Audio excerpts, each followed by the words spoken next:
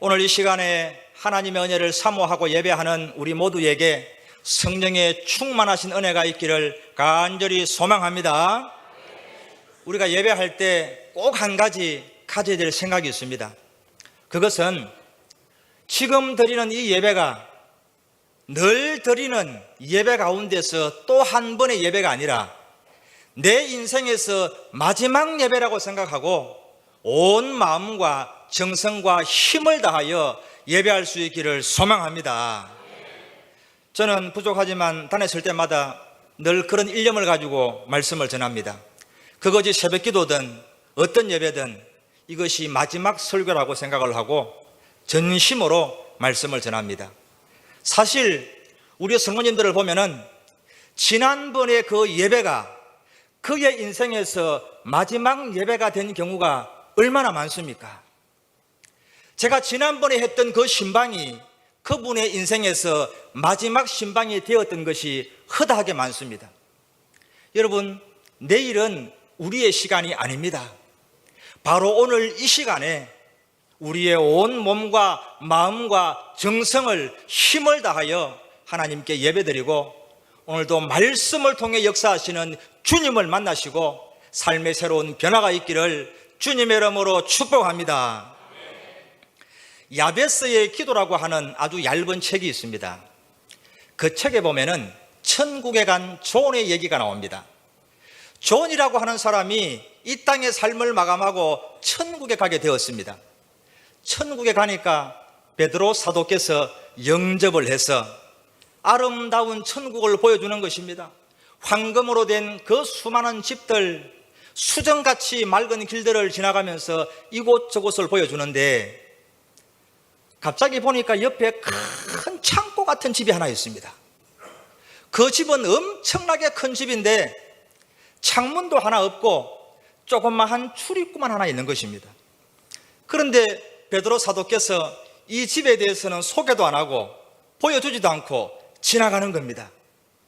그래서 존이 이곳저곳을 다 둘러보고 돌아오는데 다시 이 창고 옆을 지나오게 되었습니다.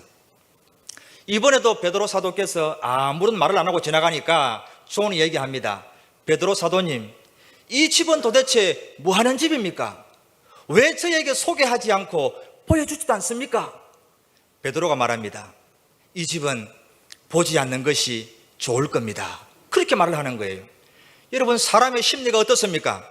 보지 말라고 하면은 더 보고 싶은 겁니다. 베드로 사도님, 걱정하지 말고 이 집을 보여주십시오. 할 수 없어서 베드로가 존을 데리고 그 문을 열고 들어갔습니다. 들어가 보니까 그 거대한 창고에 선반이 빽빽하게 만들어져 있는데 그 선반 위에는 아름답게 포장된 선물 상자가 가득히 놓여 있는 것입니다. 그래서 물어봤습니다. 도대체 이것들은 무엇입니까? 베드로가 얘기를 합니다. 이 선물 상자는 이 땅에 살아가는 성도들에게 하나님이 주시려고 준비한 인생의 놀라운 선물들인데 성도들이 살아갈 때에 하나님께 구하지 않았기 때문에 세상으로 내려가지 못하고 천국 창고에 그대로 쌓여 있는 것입니다. 그렇게 얘기를 하는 겁니다. 가만히 보니까 상자마다 이름이 다 써져 있습니다. 존은 달려가서 자기 이름이 써져 있는 선물 상자를 끄집어내리고 뚜껑을 열었습니다. 그것을 보고는 존은 그대로 쓰러지고 말았습니다. 그 속에는 자기가 세상에 살아갈 때에 그렇게 소원했던 것들, 내가 이렇게 되었으면 좋겠다, 이것이 우리에게 필요한데 그렇게 갈망하며 살아갔던 모든 것들이 그 속에 다 있었다는 것입니다. 그런데 하나님께 구하지 않았기 때문에 인생에서 누리지 못하고 천국 창고에 그대로 있더라는 얘기죠. 그러면서 이 이야기의 마지막에 이렇게 결론을 맺고 있습니다. 하나님께 구하십시오. 만일 당신이 하나님께 구하지 아니하면 당신이 구할 때에만 주어지는 복들을 잃어버리게 될 것입니다. 여러분, 우리 성도에게 주어진 능력 가운데서 가장 큰 능력은 기도의 능력인 줄로 믿습니다.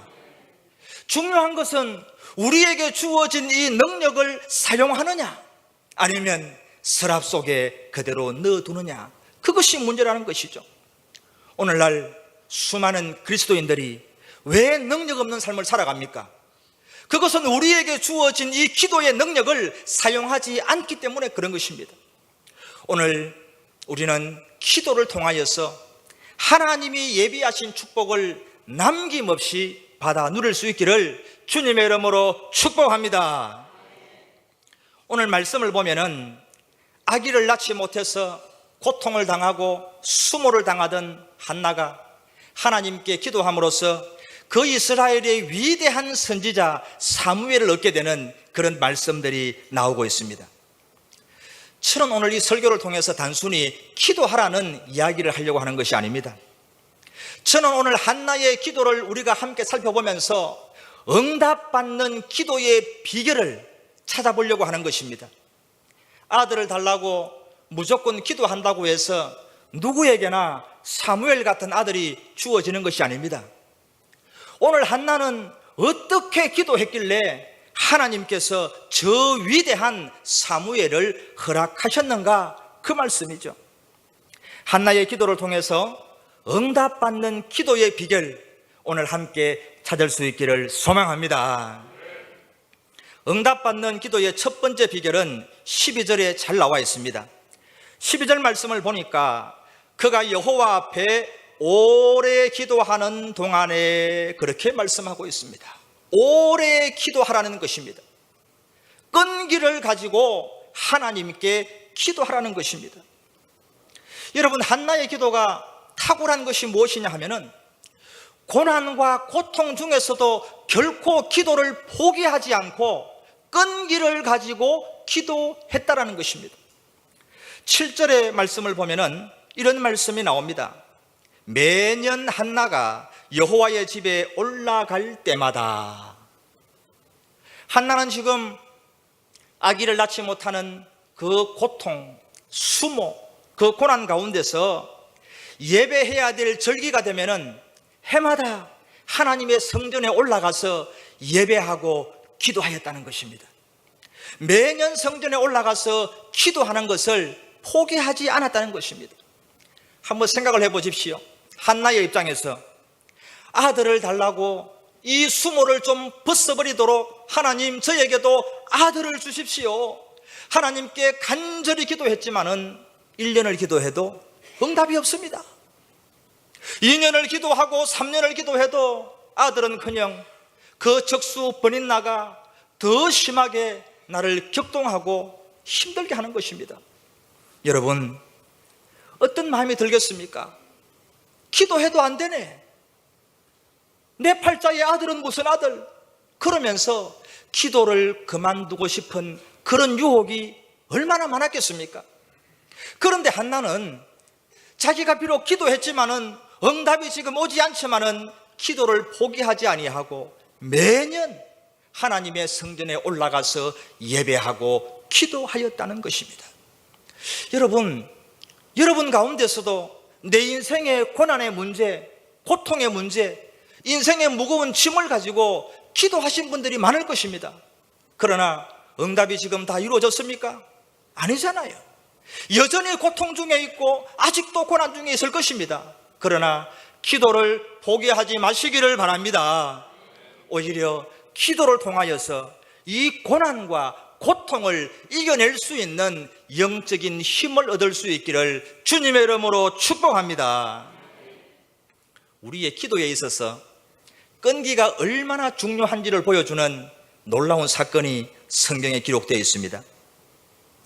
열왕기상 18장에 보면은 엘리야가 갈멜산에서 바알의 선지자들과 대결하는 장면이 나옵니다. 거기서 기도 대결에서 승리를 했습니다. 그리고는 3년 6개월 동안 이 땅에 가뭄이 있는데 이것을 해결할 비를 내리게 해달라고 하나님께 기도하는 장면이 나옵니다. 엘리야가 산 꼭대기에 올라가서 무릎을 꿇고 머리를 그 무릎 사이에 집어넣고 하나님께 간절하게 기도를 합니다. 하나님, 비를 내려주십시오. 하나님이 살아계신 것을 보여주십시오. 비를 내려주십시오. 그러면서 간절하게 기도를 하고 사환에게 얘기를 했습니다. 저 끝에 가서 바다 쪽에 구름이 일어나는가 보라. 사환이 쫓아가서 보고 오더니 선지자여 아무것도 보이지 않습니다. 그렇게 보고를 하는 겁니다. 엘리야가 다시 무릎을 꿇고 간절하게 기도했습니다. 그리고는 얘기합니다. 저쪽에 가서 바다에서 구름이 일어나는가 보라. 사환이 또 달려와서 얘기합니다. 선지자여 바다 쪽에 아무것도 보이지 않나이다. 여러분, 엘리야가 몇 번까지 기도했을까요? 7번을 기도합니다. 하나님께 간절하게 7번을 기도하고 나니까 성경에서 이렇게 기록을 합니다. 7번째에 이르러서는 사환이 말하되 바다에서 사람의 손바닥만한 작은 구름이 일어나나이다. 할렐루야. 여러분, 엘리야가 어떤 사람입니까? 하나님의 위대한 선지자 아닙니까? 그런 분도 7번을 기도했을 때 겨우 손바닥만한 구름이 일어났습니다. 하물며 저와 여러분은 얼마나 더 기도해야 되겠습니까? 성경에서는 이 7이라는 숫자가 완전수를 의미합니다. 엘리야가 지금 7번 기도했다는 것은 숫자적으로 7번 기도했다 그런 뜻이 아닙니다. 하나님이 응답하실 때까지, 들어주실 때까지 기도를 했다라는 것이죠. 여러분, 기도의 질도 중요하지만은 기도의 양도 중요하다는 것을 우리는 간과해서는 안 됩니다. 많은 사람들이 양이 뭐 중요해? 질이 중요하지. 그렇게 얘기를 하지요. 그러나 여러분이 아무리 전심을 가지고 진심으로 기도해도 한두 번 기도한다고 해서 다 되는 것이 아닙니다. 기도의 양을 채워야 되는 것입니다. 예수님께서 이 땅에 오셔서 가장 첫 번째로 행한 기적이 무엇입니까? 갈릴리 가나에서 물로 포도주를 만든 기적입니다. 그 기적을 한번 생각해 보시기 바랍니다. 하인들에게 예수님께서 말씀하시기를 저 6개의 항아리에 가득하게 물을 채우라고 말씀하셨습니다.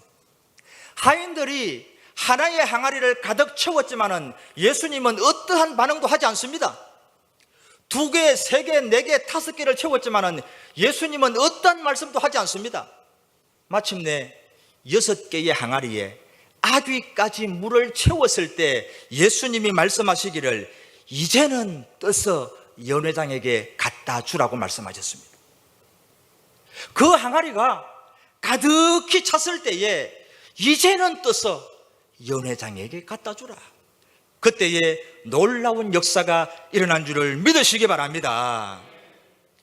여러분, 내 기도의 항아리는 얼마나 채워져 있습니까? 내 기도의 항아리는 얼마나 지금 가득하게 여러분의 기도로 차 있습니까? 요즘 우리 교회 수요 기도회가 뜨겁습니다. 아주 은혜가 넘칩니다. 여러분, 이 여름에 축축한 생나무, 비를 맞은 나무도요, 산불이 오면은 그 모든 나무에 불길이 올라붙어 버립니다. 우리 항서교회의 모든 성도님들, 지금 비록 열심이 없고 믿음이 약하고 인생의 수고로운 짐 가운데서 헤맨다 할지라도 우리 모두가 수요기도회에 나와서 함께 부르짖고 기도할 때 기도의 불길이 옮겨 붙을 수 있기를 주님의 이름으로 축복합니다. 놀라운 역사가 일어나는 것입니다.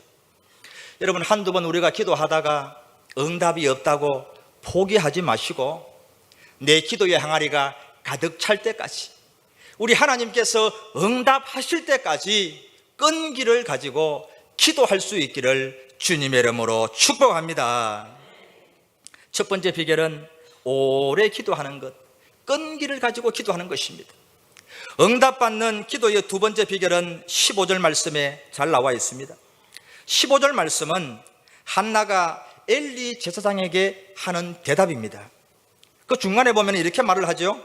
나는 마음이 슬픈 여자라 포도주나 독주를 마신 것이 아니요 여호와 앞에 내 심정을 통한 것뿐입니다. 그렇게 얘기를 합니다. 여러분, 심정을 통하는 기도를 하라는 것입니다. 하나님 앞에 우리의 마음을 쏟아 놓으라는 것입니다. 한나가 이렇게 기도했다는 것이에요. 지금 엘리 제사장은 간절하게 기도하는 한나를 바라보면서 이 여자가 대낮에 술에 취했구나, 이렇게 생각을 하고 핀잔을 주고 야단을 쳤습니다. 엘리 제사장은 왜 한나를 바라보면서, 기도하는 한나를 바라보면서 술에 취했다고 그렇게 생각을 했을까요? 유명한 신학자 메투헬리는 이 구절에 대해서 이렇게 주석을 달았습니다. 한나의 눈 언저리가 붉게 물든 것은 결코 포도주나 독주 때문이 아니었다. 그것은 불임 여인으로서 겪는 모든 인간적인 고통과 수모를 하나님 앞에 아뢰면서 흘린 그녀의 눈물 때문이었다. 그렇게 얘기를 했습니다. 여러분, 한나의 기도는 그저 대충 아들을 낳게 해달라는 그런 기도가 아니었습니다. 얼마나 오랫동안 눈물을 흘리면서 기도했던지 그의 눈 언저리는 마치 포도주에 취한 것처럼 벌겋게 변해 있었다는 것입니다. 여러분, 오늘 우리의 기도에 얼마나 눈물이 있습니까? 저는 이 시대를 바라보면서 우리의 재앙이 다른 것이 아니라 우리의 기도에 눈물이 말라가고 있는 것이 이 시대의 재앙이라고 생각을 합니다. 하나님이 구하시는 제사는 상한 심령임을 기억하시기 바랍니다.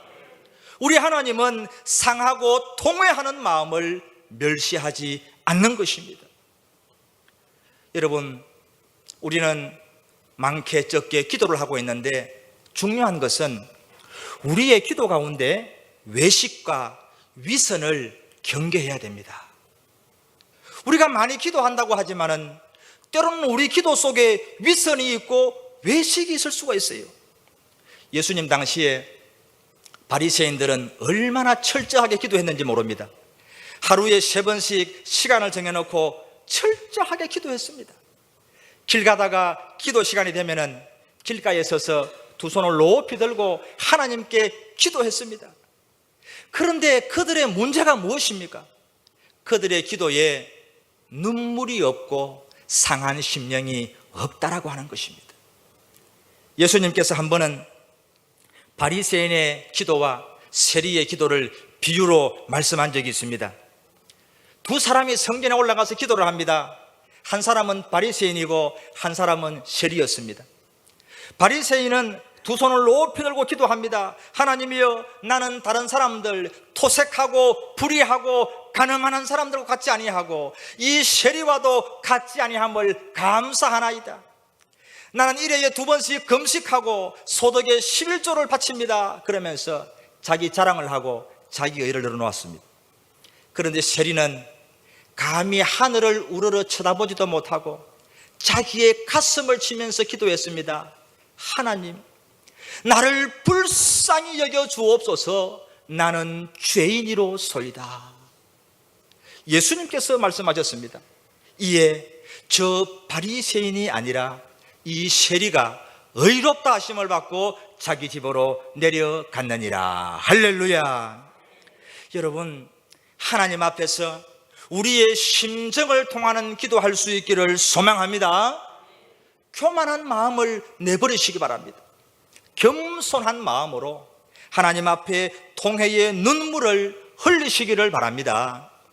눈물 어린 기도, 심정을 통하는 이 기도를 드려서 날마다 하나님께 더 큰 은혜를 받고 기도의 응답을 받을 수 있기를 주님의 이름으로 축복합니다. 응답받는 기도의 세 번째 비결은 11절 말씀에 나타나 있습니다. 여러분, 11절 말씀 하반절에 보면은 이런 말씀이 나옵니다. 주의 여종에게 아들을 주시면 내가 그의 평생에 그를 여호와께 드리고 삭도를 그의 머리에 대지 아니하겠나이다. 그렇게 기도를 했습니다. 하나님의 뜻을 구하는 기도를 하라는 것입니다. 내 욕심과 내 정욕을 따르는 기도가 아니라 하나님의 뜻을 구하는 기도를 하라는 것입니다. 지금 한나는 어떤 기도를 하고 있습니까? 하나님께서 내 기도를 들으시고 나에게 아들을 주신다면은 주여, 나는 그 아들을 하나님께 나실인으로 바치겠습니다. 서원 기도를 하고 있습니다. 여러분, 이 말씀에 나오는 내가 그의 평생에 그를 여호와께 드리고 삭도를 대지 않겠나이다, 나실인을 말합니다. 나실인의 뜻이 뭐냐? 하나님께 바쳐진 자, 하나님께 드려진 자입니다. 그래서 실제로 한나는 나중에 사무엘을 낳고 젖을떼기까지 양육하다가 젖을뗀 후에는 이 사무엘을 성전에 바쳐버렸습니다. 일평생 동안 사무엘은 하나님의 종이 되어서 하나님의 일꾼으로 살았던 것입니다. 한나는 이 사무엘을 통해서 호강받은 것이 전혀 없습니다. 여러분, 한나의 기도는 어떤 기도입니까? 내가 아이를 낳지 못해서 자식이 없기 때문에 맺힌 이 한을 풀고 서름을 해결하기 위한 기도가 아니라 하나님을 모르고 자기 소견대로 살아가는 이 불신앙의 시대에 하나님 앞에 쓰임받는 나실린으로 하나님께 드리고자 아들을 구했다는 것입니다. 이 아들, 이 사무엘을 통해서 이스라엘 백성들은 다시금 하나님께 돌아오는 놀라운 역사가 있었다는 것이죠. 할렐루야. 여러분, 오늘 우리에게도 자녀를 위한 기도가 얼마나 긴급한지 모릅니다. 이것보다 더 큰 사명이 있겠습니까? 여러분, 그러나 우리가 세상 사람들이 우상을 향해서 손바닥을 비비면서 하는 기도와 우리의 기도는 반드시 달라야 되는 것입니다. 우리의 자녀를 위해서 기도할 때에 세상에서 인류대학 가고 대기업에 취직하고 넓은 평수의 아파트에서 부유하게 해달라고 그 기도하기 전에 우리의 자녀를 통해서 하나님의 나라가 세워지고 하나님의 영광 받으시는 하나님의 일꾼 되게 해달라고 기도할 수 있기를 축원합니다. 너희가 얻지 못함은 구하지 아니하기 때문이요 구하여도 받지 못함은 정욕으로 쓰려고 잘못 구함이라고 말씀하고 있습니다. 여러분, 예수님께서 겟세마네 동산에서 마지막 그 십자가의 선잔을 앞에 두고 어떻게 기도했습니까? 이 선잔을 거두어 주시기를 얼마나 소원했습니까? 그러나 마지막에 주님은 이렇게 마무리를 했습니다. 그러나 내 원대로 마옵시고 아버지의 원대로 되기를 원하나이다. 아멘. 여러분, 우리의 기도를 한번 돌아보면은 오늘날 내 뜻이 하나님의 뜻을 앞설 때가 얼마나 많습니까? 여러분, 한번 대답해 보십시오. 여러분이 생각할 때에 가장 좋은 기도의 응답은 무엇이라고 생각하십니까? 가장 좋은 기도의 응답, 내가 구한 대로 이루어지는 것일까요? 내가 원하는 대로 이루어지는 것일까요? 일본의 유명한 기독교 지도자였던 우찌무라 간조 목사님은 이렇게 기도를 했습니다. 아버지께서 저희 기도를 다 들어주시는 것은 좋은 일입니다. 그러나 아버지의 뜻에 따라 이루어지는 것은 더 좋은 일입니다. 여러분, 이 말씀을 한번 가슴에 새겨보시기를 바랍니다. 아버지께서 저희 기도를 다 들어주시는 것은 좋은 일입니다. 그러나 아버지의 뜻에 따라 인도되는 것은 더 좋은 일입니다. 할렐루야. 저희 스스로가 선악을 결정하게 내버려 두지 마옵소서. 그것이 병이든 굶주림이든 헐벗음이든 아버지께서 하시는 일은 모두 선한 것임을 알게 하옵소서. 아멘. 여러분, 아멘입니까? 내가 원하는 대로 되는 것이 가장 좋은 응답이 아닙니다. 하나님의 뜻에 인도되는 것이 가장 좋은 기도의 응답입니다. 기도는 하나님의 능력을 힘입어서 나의 뜻을 이루는 것이 아닙니다. 여러분, 참된 기도는 이 기도 시간을 통하여서 하나님의 뜻이 무엇인지 그것을 선명하게 깨닫는 것입니다. 그리고는 그 하나님께 나의 모든 것을 의탁하는 전적인 신뢰와 순종의 과정이 바로 기도인 것입니다. 그런 기도를 통해서 우리는 하나님과 더 친밀한 관계를 이루어갈 수가 있는 것이죠. 우리의 기도는 무엇을 구하는 기도입니까? 흔히 범하기 쉬운 기도의 오류가 있습니다. 기도는 내 소원을 아뢰는 것이라고 하는 잘못된 이해를 가지고 있는 것입니다.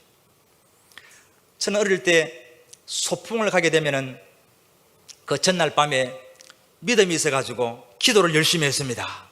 하나님, 내일은 소풍 가는데 절대로 비가 오면 안 됩니다. 하나님, 맑은 날씨를 주십시오. 비가 전혀 안 오게 해주십시오. 그러면서 기도를 하고 잠을 잤습니다. 그런데 자고 나니까 소풍 가야 되는데 비가 부슬부슬 오지 않겠습니까? 하나님께 투덜거리면서 원망했습니다. 하나님, 왜 저의 기도를 들어주지 않습니까? 하나님은 제가 마음에 안 드시는 거죠? 저는 다시는 기도를 안 하겠습니다. 그러면서 토라져 가지고 불평을 했습니다. 그런데 그때 제가 알지 못한 것이 있습니다. 그 즈음에 농부들은 가뭄으로 바싹 마른 그 밭에다가 씨앗을 뿌리기 위해서 날마다 하나님께 비를 내려달라고 부르짖고 있었던 것이지요. 여러분, 내 뜻대로 되는 것이 하나님의 응답이 아닙니다. 우리의 기도가 내 뜻을 따르기 전에, 내 욕심을 따르기 전에 하나님의 뜻을 구하는 참된 기도가 될 수 있기를 주님의 이름으로 축복합니다.